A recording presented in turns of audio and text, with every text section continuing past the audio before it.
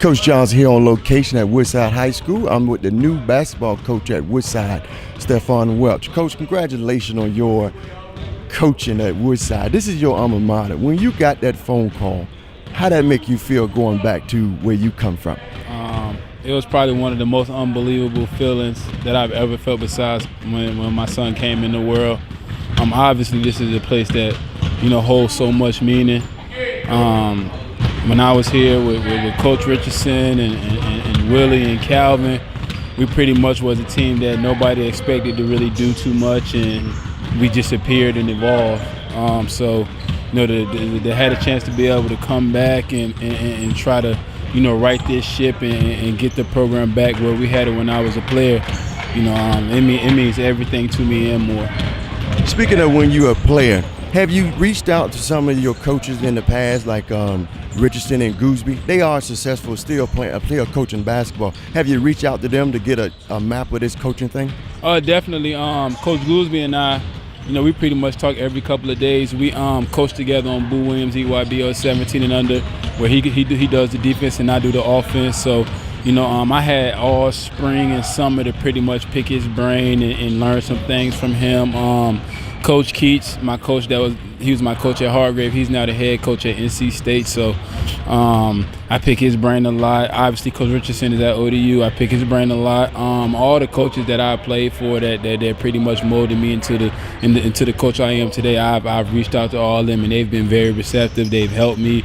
They've embraced me, and I really did love playing. But I think this coaching thing is my calling.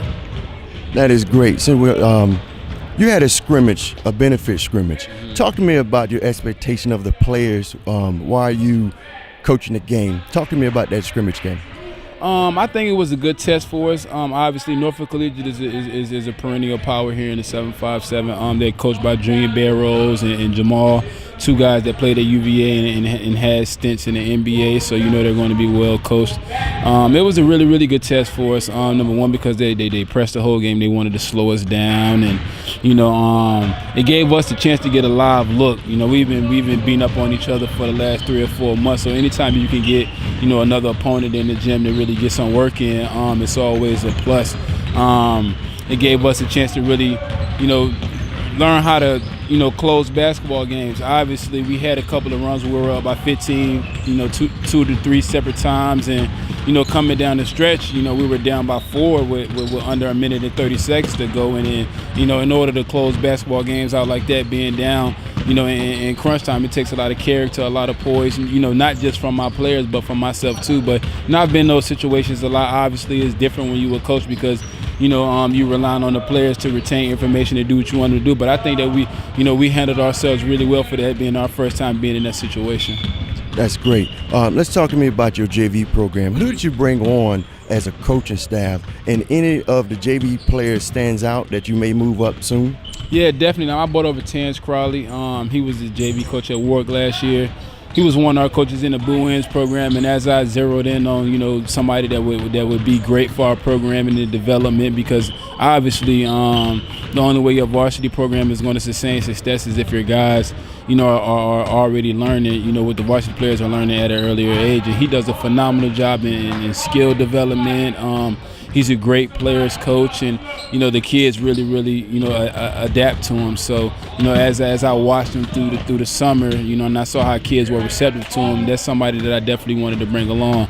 I got 4 freshmen on varsity this year.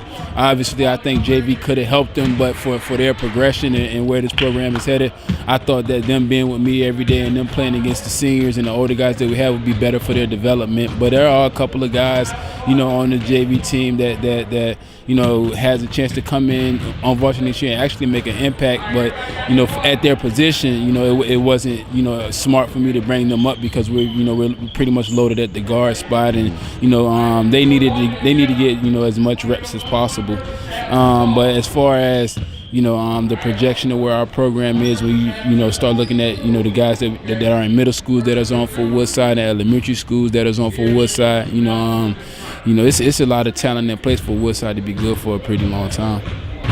Coach, this is Woodside 2 years ago at the state meet against Westfield. If you had this team here, or if your team in the same situation, You have 49 seconds left in the ball game, and it's 50-50. What would your coaching style be? Obviously, if we got the ball, tied under 50 seconds, we want to stall the ball. We want to try to get the last possession possible. And one of the things that we want to do, obviously, is get a lot of player movement. A lot of screens to where we can minimize the ball handling, and just get a lot of passing going on. Depending on my timeout situation, once we get inside, the 14-second time, on the clock, I want to get a timeout so we can get organized, and I want to get a quick hit or something early to where we can get something definitely at the basket to give us a chance to either make a layup or get fouled, to go to the free throw line. I think anytime you're down in the crunch time like that, you want to give yourself a chance to either get a layup, get free throws, or get a second chance, a second look. And by driving and attacking and forcing the defense to be aggressive, that's the best way possible to try to execute and get multiple looks. Coach, if a kid come to you and say that he's wanting to go to a prep school, what advice would you tell him? Well, it all depends. Kids choose, prep schools for different reasons, whether it be grades, or they feel like they're overlooked, or they feel like that they need to be marketed better. Some kids want to play, a more strategic schedule. Mm-hmm. So it's based on reasoning. Not all kids, go to the prep school and get the things they want out of it. Some guys, go to prep school, for, like I said, for that extra look. That, and it is some prep schools out here that, no matter what college coaches are going to go to these prep schools because they're known for having players, and they know that players are going to get better. So it just depends on the situation for the kid and where they're at, within their development and where they're trying to go. Coach, I observed you for the past several months, and I had the privilege to watch you come to Woodside, play for Woodside, 2 state champs, also play for Danny Dodson. And we talk about all the time, me, Coach Dodson, Coach Rose, and myself and others. You have grown into a nice young man, and we just want to say we're very proud of you, and I wish you the best in this basketball coaching thing. Thank you for taking the time out with Spotlight High. I really appreciate that, and I'm happy to be home. Go Woodside. Go Woodside, baby.